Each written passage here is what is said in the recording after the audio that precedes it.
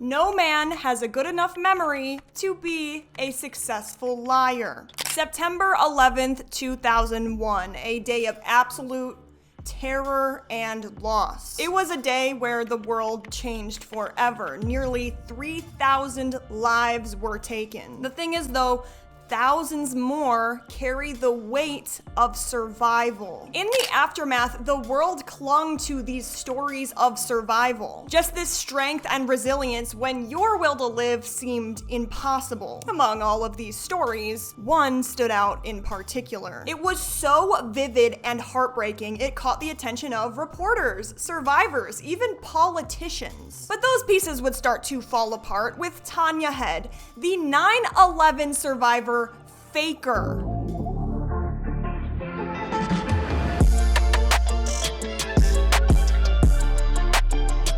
Tania's story always started the same way. She was in the South Tower, which was the second tower hit. She said, I was aware that the first tower had been hit. And at the time, I think I was less than 1 year old when 9/11 occurred. However, I ask a lot of people about it because if you were old enough to have memory back then, you definitely remember what you were doing when you found out what happened. So when I've asked people about it, a lot of people say I saw it on TV. I thought it was an accident. I didn't realize that this was a attack. But just then, 17 minutes later, a plane came and hit the South Tower, hitting the floor that Tania was on. According to Tania, she was standing on the 78th floor of the South Tower, right at the sky lobby level when United Airlines Flight 175 ripped through the building at 9:03 a.m. This detail made her story incredibly powerful because the 78th floor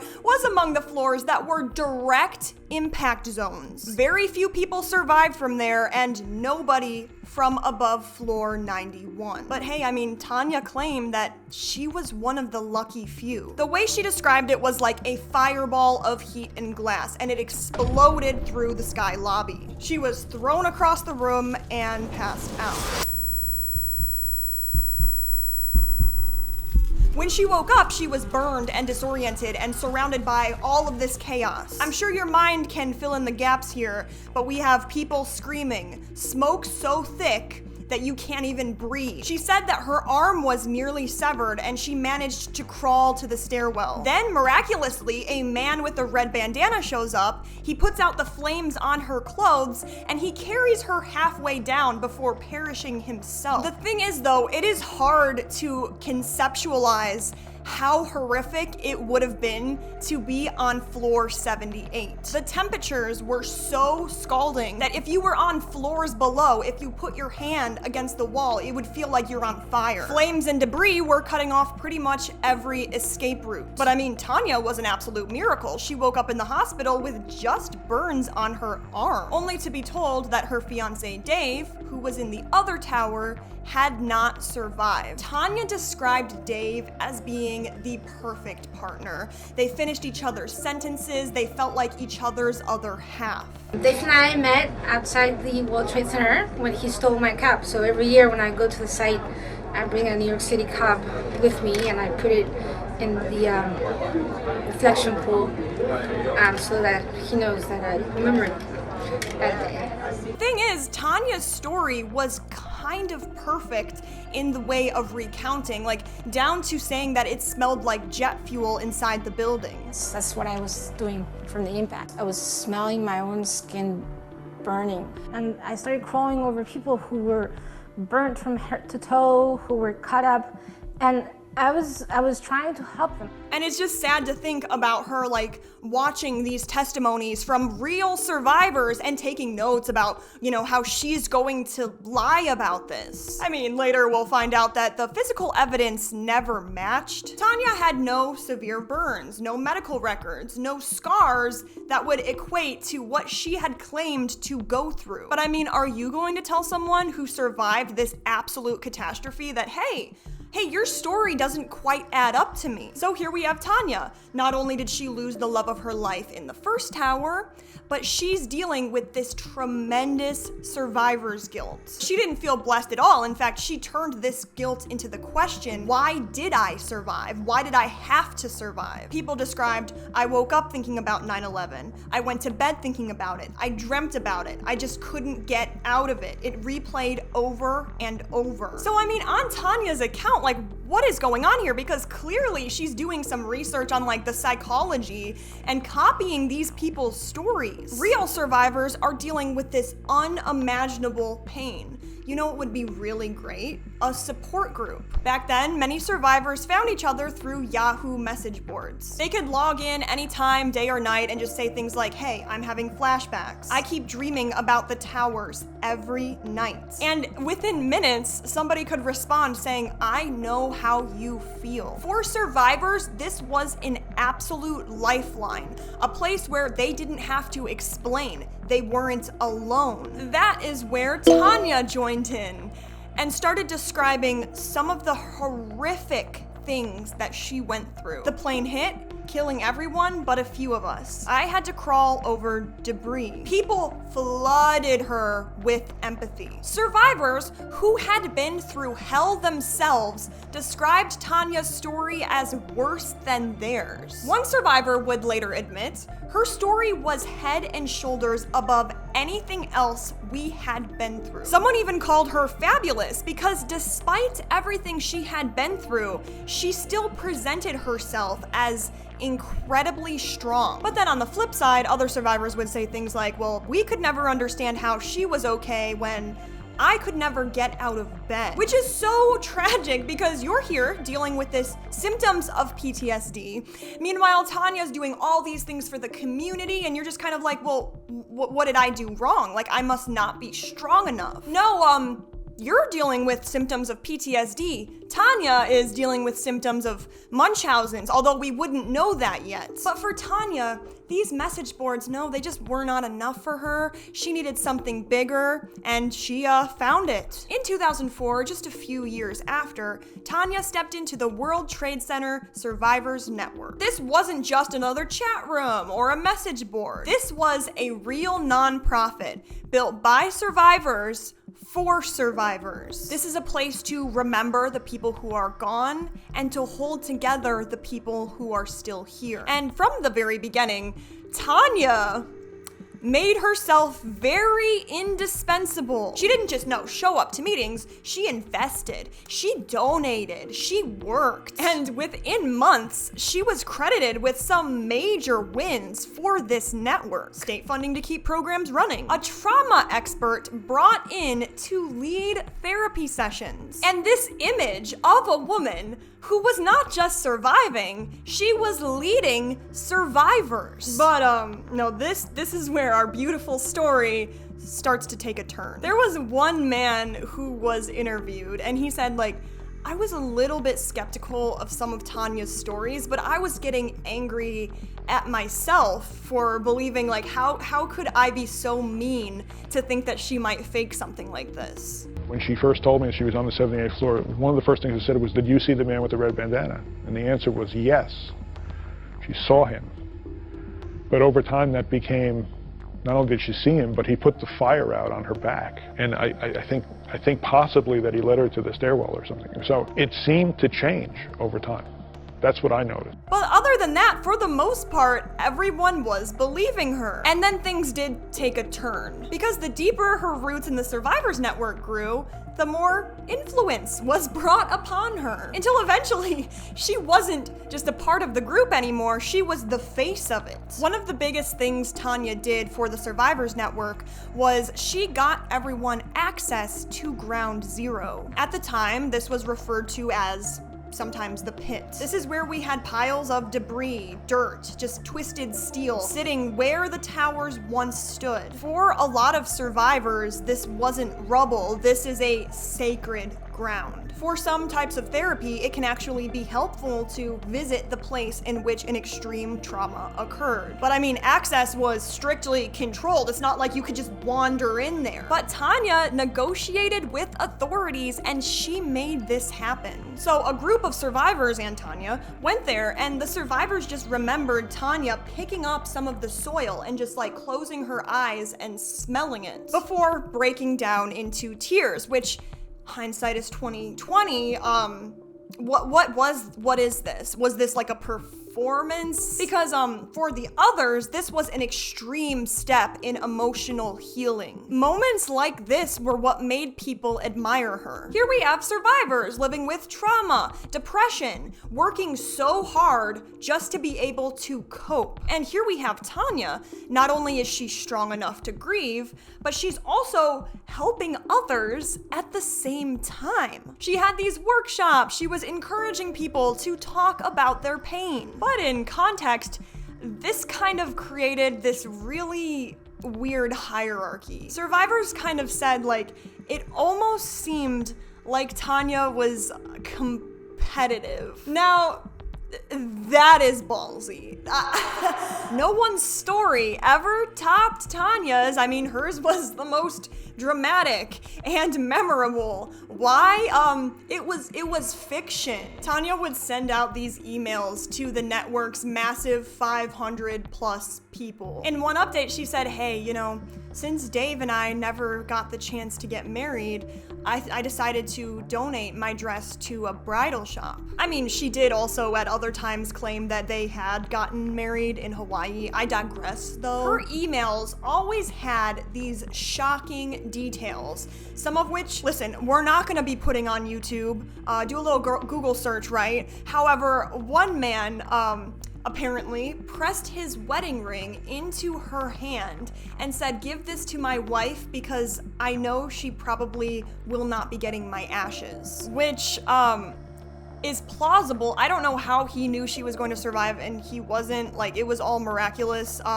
Listen, I wasn't there. Over time, her story, it kept growing. The more she shared, the more details were added. Every time she spoke, these memories were becoming more intense and more elaborate, almost like she was gaining back these memories. I mean, that makes sense. People believed it. Like, when you have PTSD, sometimes like you'll have amnesia around memories. But then other survivors were like, hey, why is your story always changing? I mean, people at this point are kind of like fans of her, not just like admirers, but fans.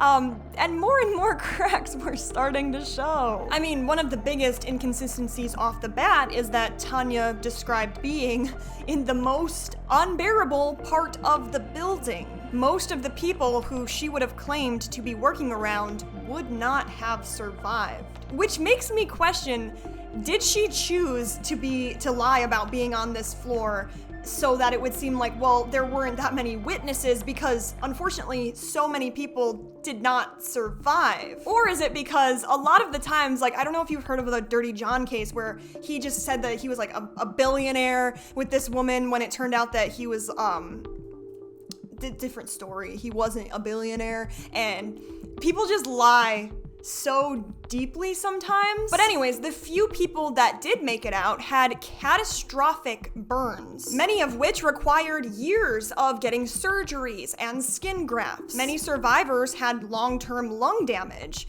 Tania's story didn't add up with this. No, but I do have these burns on my arm. I mean, I don't happen to have the medical records on me. It wasn't just her injuries though. It was also her story kept changing. Sometimes she would say, no, I lost my husband. Other times she'd say, I lost my fiance. And she always just called him by his first name, simply Dave. And when survivors would press her about his last name, she would just come up with like a random last name. People were like, oh, okay, let me check this list of official victims' names. Oh, there was a Dave with that last name, which is also gross. We're using people who cannot speak for themselves and claiming that they were our husband or fiance. She really got a double whammy here. She could have just picked one, but she had to go all in. But in 2002, the New York Times did a deep dive into the final, most terrible moments before the Twin Towers fell. They interviewed every single survivor who was above the impact zone in the South Tower. When Tania's name surfaced years later, reporters were like, who is this person? Why wasn't she in our records? For the first time, the media has questions.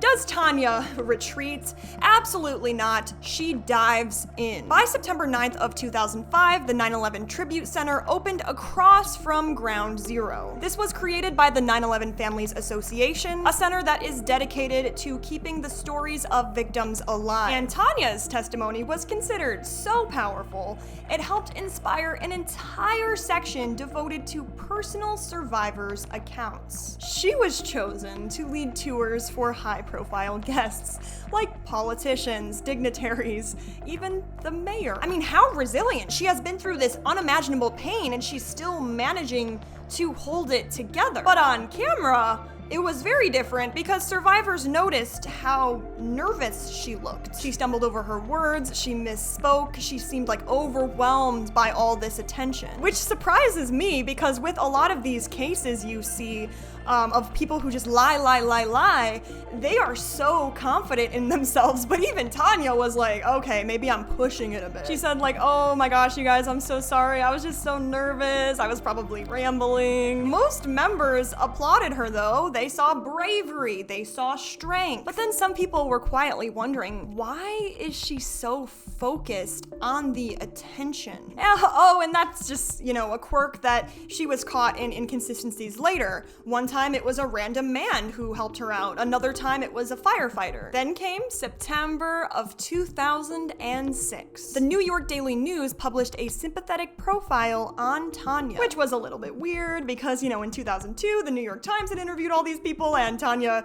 I guess, was still learning how to fake it because she wasn't part of this yet. The Times were like, all right, let me just interview Tania. No worries, I'm gonna do a small investigation.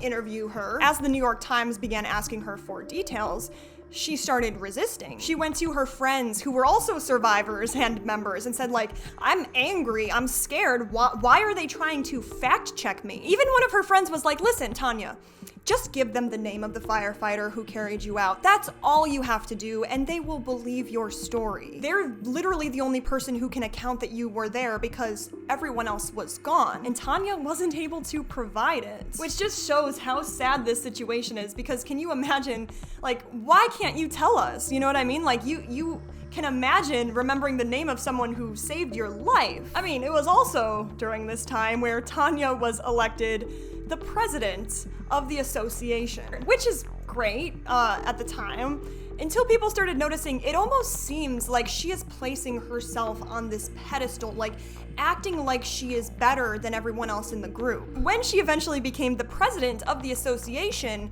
members started noticing a change. They said she started acting like she was kind of like above the group, like her suffering kind of placed her on a higher pedestal than ours. And then more people started looking into her past, like, her job that placed her in the Twin Towers. She claimed, I worked for Merrill Lynch on the 78th floor of the South Tower. But when the journalists checked, Merrill Lynch never actually worked there. In fact, her name wasn't in the records at all. And then her education.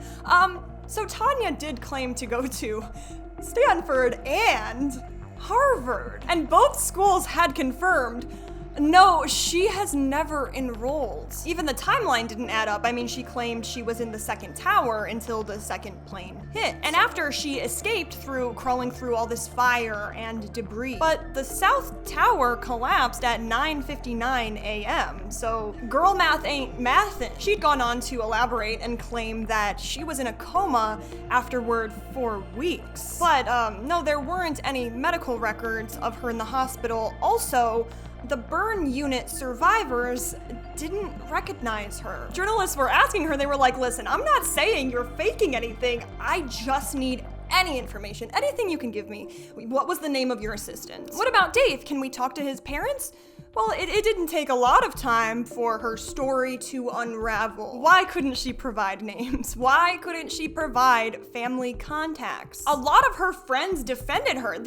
You cannot see her as a fraud. She is a grieving woman being attacked by the media. Not suspicious at all. Tania started messaging the network directly, saying like, hey, whatever you do, please do not talk to the press about me. And then survivors were thinking like, wait a second, if you have nothing to hide, why are you so desperate? When it did come down, it wasn't quiet, it was front page news. The New York Times dropped this bombshell. A front page story exposed Tania Head as a fraud. She wasn't even in New York or in America when 9/11 occurred. This piece went nationwide and people were stunned. How did they do it? Well, the reporters retraced their steps a little bit, one by one. They unraveled every story of Tania's. She claimed that she lost her fiance Dave in the North Tower. When journalists tracked down the man she claimed that she was with,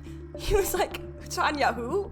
Like, who's Tania? His family had never heard of Tania. There was no connection. Then, the most damning discovery of all. A Spanish newspaper came out and they were like, oh, you know 10 days after 9/11 occurred where Tania was supposedly in the hospital? Actually, no, she was in Barcelona, Spain, taking classes. Former classmates remember her showing up to class wearing some kind of sling around her arm. And even then, Tania was giving all these random answers like, oh, I fell horseback riding, I was in a car accident, I was in a house fire. Then we find out her name isn't even Tania. It is Alicia Esteve Head. She came from a wealthy family in Barcelona, and her father served time for white-collar crimes. I actually cannot imagine being a survivor and hearing all of these inspiring and tragic stories from Tania, only to find out it was all a fabrication. In fact, Alicia didn't even set foot in the United States until 2003, which is 2 years later. When reporters dug into her past in Spain, well, dots started to connect. Her father and her brother had been jailed for this massive fraud scheme. Some people believe that she never got over this scandal and that lying became her second nature. Maybe it ran in the family. Maybe it was this desperation for attention and love. And remember at the very beginning when all she was doing was making these little online Yahoo posts about her surviving?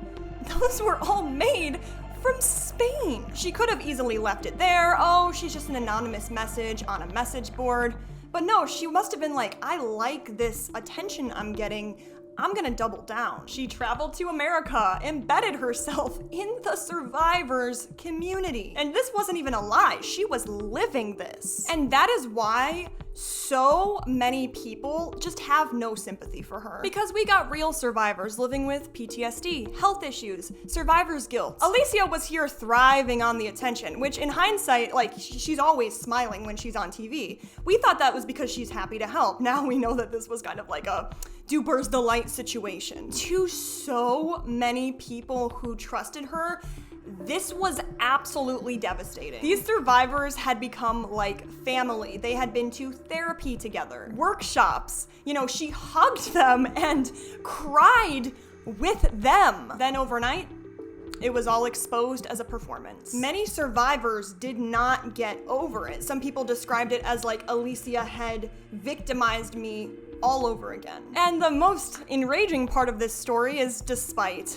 being exposed for being a fraud, she never had to do any time because she didn't commit a crime. She hadn't stolen any money, she didn't write any fake books, she didn't con any survivors from cash. In fact, she was the one who was donating all of this time and money to the Survivors Network. The thing she took is something you cannot prosecute, and that is empathy, attention, and trust. So legally, there's nothing we can do.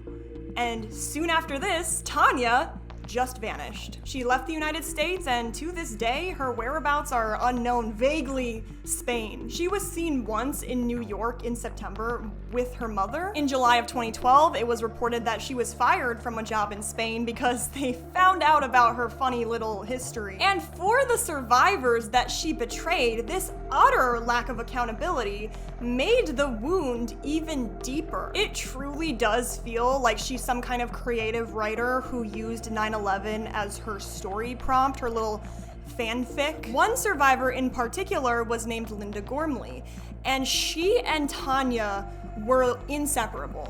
This is Tania. She's also a survivor, and she's also one of my best friends. She described them as kind of trauma buddies, and they leaned on each other like sisters. Linda said that Tania was her sign that God was still with us on that day of 9/11/2001. Basically, I mean, if God protected her, he can protect me too. But when all the truth came out, Linda said this: "There's nothing she could ever say that will change the pain, the anger, the hatred I have for that woman. What she did to me, to the 9/11 community, to the families. I want answers. I want to know who she really is." Because Tania gave her this sign that God was with them on that day and then just took it away. Another survivor put it pretty bluntly: "She's the best liar I've ever met. I didn't notice any inconsistencies until I knew her for a couple of years." And then another question, which is probably haunting all of us right now: why would you want to be us? Why would you want to take on our pain? That's the part that stays with me, because it kind of has me like wondering, because I make a lot of videos about people who are faking disorders online. Like, I can imagine these fakers don't want these hospitalizations, this trauma or grief. They want the attention and the admiration that comes with surviving. And with Tania, this is one of the most disturbing hoaxes of all time, because she didn't steal money, she stole something worse: trust, community, and the one thing that survivors need the most: hope. So her lies explain that she fooled people, but who really was Alicia? To understand that, let's take a step back and look at her life before all this faking. So how did her arm actually end up like this? Well, obviously it had nothing to do with 9/11. Years before the attack, Alicia, because, you know, she faked her name, was on a road trip with her friends. They got in an accident and the car rolled over and over and over, and Alicia ended up getting her arm severed. Doctors recovered it and managed to reattach it, and that's why she has scars on her arm. She would later claim it was through crawling through fire in the South Tower. Her life in Barcelona was pretty lit when it comes to money. I mean, her family was wealthy and she owned horses. But I mean, did bullies care? Absolutely not. All they cared about was that she was a little bit bigger than all the other girls growing up, which hits especially hard when you kind of have a complex about your body. Her parents sent her away to study in the US when she was a kid, and she absolutely loved it. She fell in love with the USA and the American dream, and maybe one day she could even reinvent herself there. Remember the thing about her being competitive? Yeah, actually, people who knew her described her as competitive, and they said she was competitive, but she would surround herself with people who couldn't measure up. You know what I mean? It's like me with a group of like children, and I'm like, oh, whoever can touch the, you know, the ceiling wins, and it's like, that's not fair. Looking back, this makes sense because her 9/11 story always had to trump other people's. And that's the thing, is like, Alicia very easily could have just worked for the Survivors Network and said like, I'm just an ally. She could have said like, hey, listen, I wasn't there. However, I admire your strength. I want to help. She could have donated her time and energy without lying, but she didn't just want to help. She wanted to be the center of attention, which was what ended up destroying her. So I was a little curious, like, why did Tania need to make up the most elaborate lie, like she needed to be in the impact zone of the South Tower. Actually, psychologists say there's a few reasons why pathological liars tend to overload their stories. It creates credibility. I mean, if I were to tell you a story and I said like, hey, I parked next to the red Toyota, wouldn't you be like, that's just too elaborate for you to make up? Something that also appeals to them is controlling the narrative. Over-explaining lets them kind of steer how you imagine these events. They're kind of camouflaging this lie with all kinds of truths and tangents. They're also maybe managing their anxiety because, hey, lying is stressful. Instead of pausing, because I mean, that would mean that you're guilty, right? They kind of pad their story down with all these details to buy time. But also, it's kind of like a performance. I mean, imagine living a lie where even your name is fake. And for some people, it becomes habit to the point where over time, they might start believing their own lies, which to me is hard. Like when Tania went to bed at night,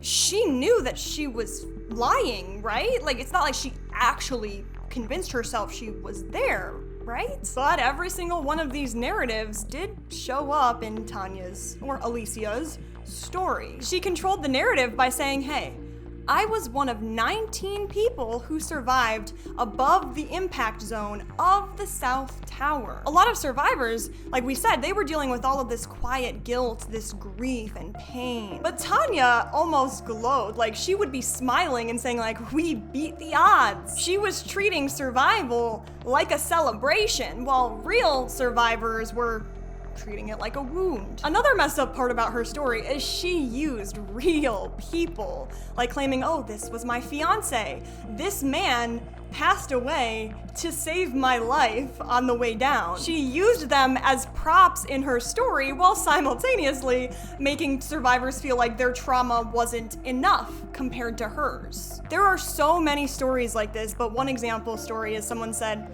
so a family member of mine was a firefighter on the day of 9/11, and they survived, but they lost their life due to PTSD. And I hate this woman specifically. As Abraham Lincoln said, no man has a good enough memory to be a successful liar. And in the end, that's what unraveled Tania head. Her lies were just too big, too dramatic, too impossible to be held together forever. So with that, I think it's important to acknowledge the people who did actually survive that day. These people who are carrying these scars physically and emotionally to this very day. People living with permanent injuries, damaged lungs, and PTSD. They didn't need to embellish their story. They were already living with the weight of it. To make them feel manipulated or like their survival wasn't enough is just cruel. And that's why Tania's story isn't even about her. It is about the people and the families that she's hurt. There are people who have been through hell and they are still healing. Families who lost loved ones and will never get them back. Their stories are the ones that deserve to be heard, not Tania's. So what do you think? I mean, should there have been accountability taken for Tania or Alicia? Or was this public exposure and lifetime of shame punishment enough? Let me know in the comments. I'm curious to hear your thoughts. I mean, it's hard for me because it's like she didn't technically commit a crime. However, I don't think she's like in Spain right now being like, man, I regret so badly what I did. And I can hint at why that is not true, because wouldn't she have like apologized yet? If you made it this far in the video, thank you so much for watching, seriously. Comment below a red heart specifically so that I know you made it to the end of the video. And if you feel like it, maybe give the video a thumbs up and subscribe. It really, really helps with the channel. As always, thank you so much for hanging out with me today. I will see you in the next one. I love you guys and take care of yourself.